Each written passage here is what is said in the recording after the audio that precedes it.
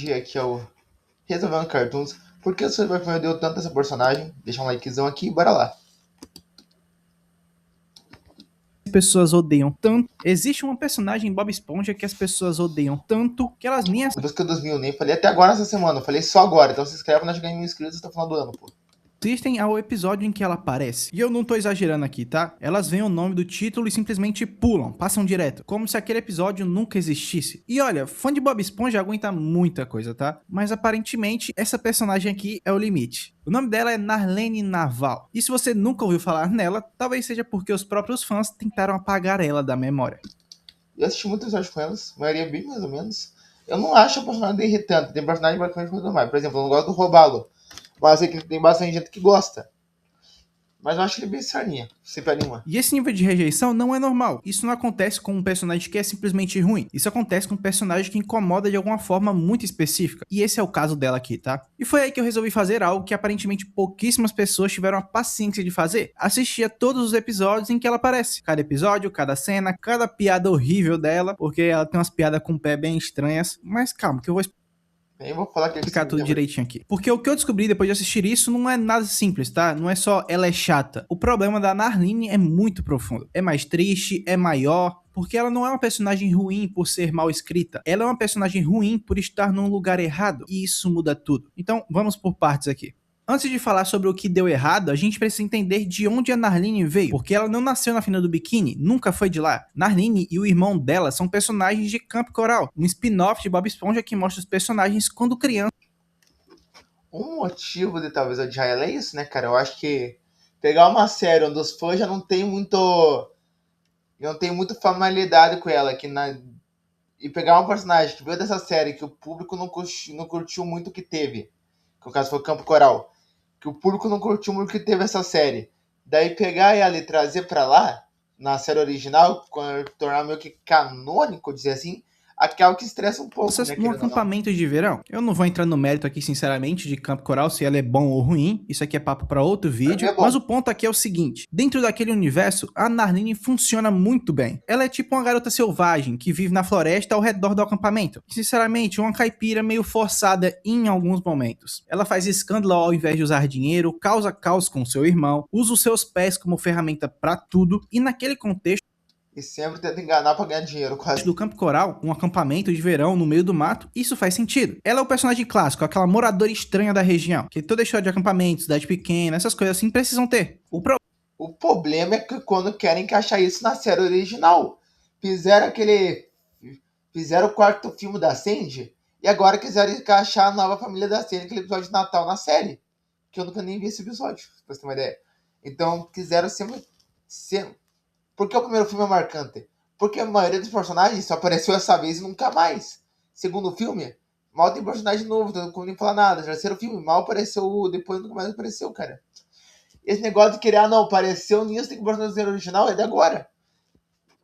A Narlene, a primeira participação dela foi no Campo Coral, agora tá aparecendo no desenho animado, tá aparecendo no desenho principal. E a mesma coisa do filme, tem personagem do filme, dos últimos filmes que estão participando dele também agora. O problema começa quando alguém da Nickelodeon acordou uma manhã qualquer e pensou: sabe o que Bob Esponja precisa? Dessa nova personagem aqui, na série principal, sem contexto, sem construção, sem motivo nenhum dela aparecer. E é assim que começa o desastre, de fato. O primeiro episódio da série principal dela se chama Algo Narval Vem Por Aqui. E já na estreia, o padrão aparece. Bob Esponja acordou no meio da noite simplesmente porque Narline e seu irmão invadiram a casa dele. Sem nenhuma explicação como dois narvais da floresta chegaram no fundo do mar, eles só estão lá dentro. E o Bob Esponja recebe os dois de braços abertos, porque supostamente eles são amigos desde a infância, do tempo do Coral Camp. Tem uma coisa que eu não gosto, cara, é tipo assim, agora eles são amigos desde a infância, tá aqui, ó.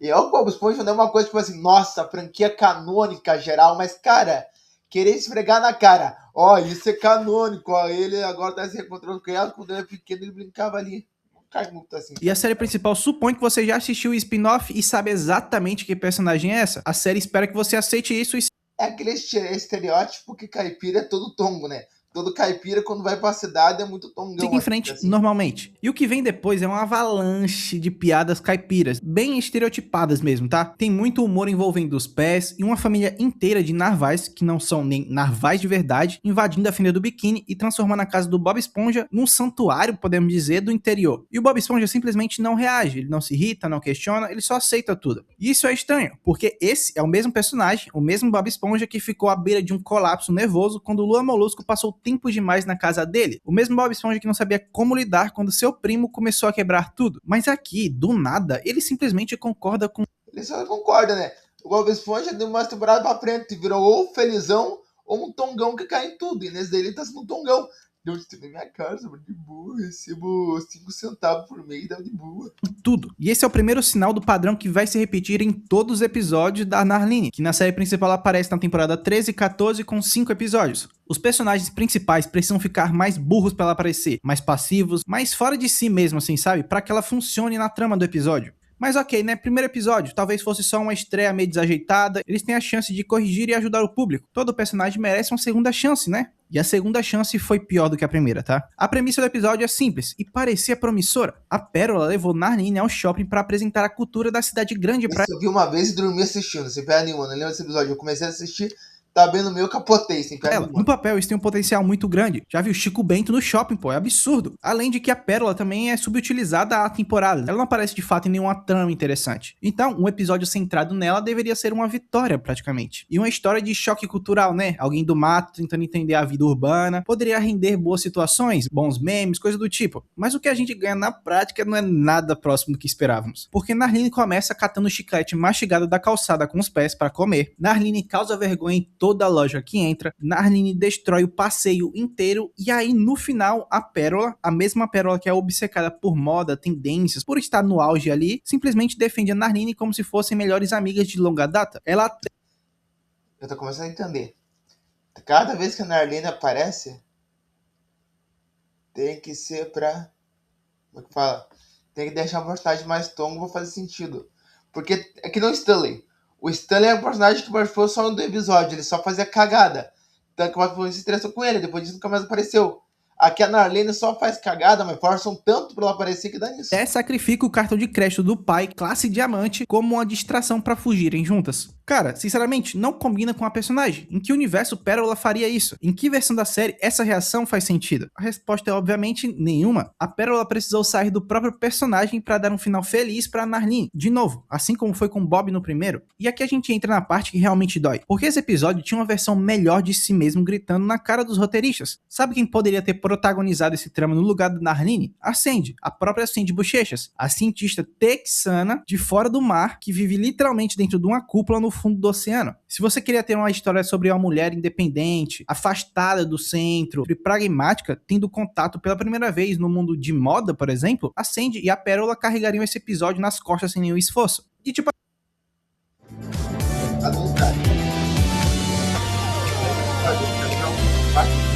Mas, né?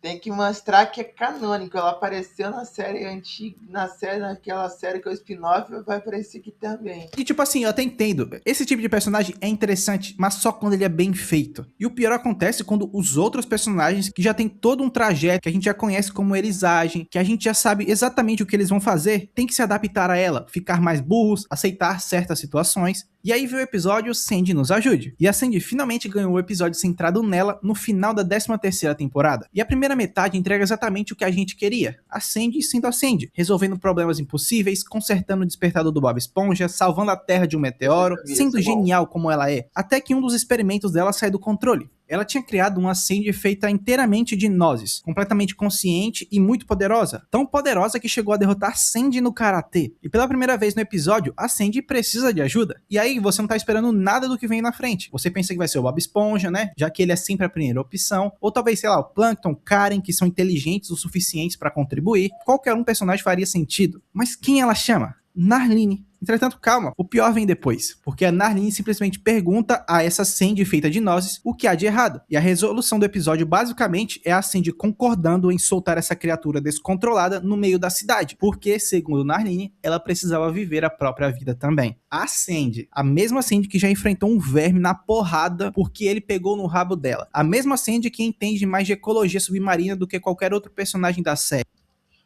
Eu não lembrava desse final. Eu não lembrava que no final era assim, ela, não, vamos deixar ele embora, blá blá blá. A Sandy solaria esse bicho na porrada, sem dúvida. Mas daí não, personagem nova tem que aparecer. Essa mesma personagem agora tá soltando uma criatura perigosa porque a Narlene disse que era o certo a se fazer. E a Sandy simplesmente aceita, fica passiva e concorda. Esse aqui já é o terceiro personagem principal que precisa ficar mais burro ou mudar sua personalidade para abrir espaço para Narline. Bob Esponja, Pérola e Sandy. 3 personagens com décadas de história sendo reduzidos a coadjuvantes passivos de uma personagem que ninguém tinha pedido. Só que aí vem o 4º episódio, já na 14ª temporada agora. Dessa vez, pelo menos, a história muda, porque o elenco principal vão até a terra da Narline, em vez dela aparecer na frente do biquíni do nada. E a trama é muito interessante também. Uma rixa entre famílias caipiras pela posse de campos de água viva. No papel, isso aqui tinha muito potencial, isso aqui parecia diferente. Mas no final, nós descobrimos que essa rixa era falsa. Eles faziam aquilo todo ano e só por diversão. 4 episódios, 4 vezes o mesmo resultado. E se você prestar atenção, o padrão é cirúrgico. Ela aparece sem contexto nenhum, causa caos, os personagens principais ficam passivos ou burros, ninguém enfrenta consequências reais de nada e ela vai embora como se nada tivesse acontecido. Mas aqui vem a parte que ninguém esperava, porque existe uma exceção. A única vez em que Narline funcionou. E saber o porquê talvez seja a parte mais reveladora de toda essa história dessa personagem. Acampamento Creepway, um especial de Resumindo, ela só funciona quando ela como coral. Valeu, acabou o vídeo. Pode tocar a vinheta de encerramento, editor. Mentira, nem tem. Halloween da 14ª temporada, onde o elenco principal volta a Coral Camp e começam a ser perseguidos por uma figura misteriosa na floresta. E sabe o que acontece, cara? A Narline funciona. Até os fãs que não suportam ela admitiram isso. E a razão é muito simples, cara. Dessa vez, os personagens principais foram até o mundo dela. Ela não foi o centro das atenções, mas estava lá. Fazia sentido no contexto do episódio. Tipo assim, ela foi capturada no começo do episódio e virou parte do conjunto, como todo mundo. Sem bizarrices, claro, com o mesmo sotaque caipira forçado, mas estava lá, ok. E principalmente sem nenhum personagem principal tendo que se ajustar a ela pra funcionar. Ela simplesmente existia como mais uma peça da trama. Tipo o Larry. Que fala, tem uma frase certa pra isso, cara, que é o seguinte, quando você precisa ajustar com uma pessoa, por exemplo, tá tudo certo, mas deve aquela pessoa que fala, não, tem que fazer assim, porque senão tudo tal, e acaba, é que nem tática de futebol, por exemplo, só joga, sei lá, com 2 atacantes, 2 meia e 2 defensor, por exemplo, vai ter um cara que vai falar, eu só jogo se for com 3 meia, ele vai lá, ajusta e acaba com todo o time. A lagosta. Ele é muito bom, mas no contexto dele. Narline não é uma personagem quebrada, ela não é uma personagem ruim, longe disso. Ela é uma personagem deslocada. Ela foi criada para um ambiente específico, com regras específicas, com um tipo de humor específico, porque lá ela funciona. Ela sendo essa personagem caipira forçada, estereotipada demais, só funciona quando ela tá no meio do mato. O único episódio que poderia fazer algum sentido e que se sairia muito bem se fosse bem executado é o dela conhecendo a cidade grande, o shopping com a Pérola. Mas foi mal feito, mal escrito, não sei, deu errado. E essa é a parte mais frustrante de tudo, porque Bob Esponja não sofre falta de personagens. Muitos personagens que a gente quer ver estão aparecendo cada vez menos. A Sandy, por exemplo, a Pérola também, que mal tem destaque, a Senhorita Puff, que o holandês voador praticamente sumiu nas últimas temporadas. Qualquer um deles poderia ter ocupado o espaço que deram pra Narline nesses episódios, e teriam feito isso sem forçar a série a se contorcer para ela funcionar. Mas em vez disso, a Nickelodeon, sei lá por que, insistiu. 1, 2, 3, 4, 5 vezes, até uma dar certo. E a cada tentativa, a reação dos fãs foi a mesma. Eles não apenas não aceitaram a Narline, eles começaram a pular os episódios em que ela aparece, passaram a odiar ela antes mesmo de assistir. E sabe o que é mais triste? A Narline não tem culpa. No fundo, o ódio pela Narline nunca foi sobre ela. É um personagem muito bom, novamente. É sobre o que ela representa. A sensação de que alguém está tomando decisões sobre a série que não respeitam o que ela sempre foi. A sensação de que personagens que a gente ama estão sendo deixados de lado para abrir espaço para algo que ninguém pediu. E talvez essa seja a resposta mais honesta para a pergunta do nosso título. Por que os fãs odeiam tanto essa personagem? É simples, cara. Os fãs não odeiam a Narline porque ela é uma personagem ruim. Eles odeiam porque toda vez que ela aparece, a série que eles amam precisa deixar de ser ela mesma para dar espaço a algo que não encaixa ali. Mas enfim, se você chegou até aqui, comenta fora do lugar, só pra eu saber que você também entendeu. É isso, fiquem bem, te vejo na próxima. Valeu. Valeu. Espero ter curtido, ter comentado no que dava, é isso. Valeu, falei, fui.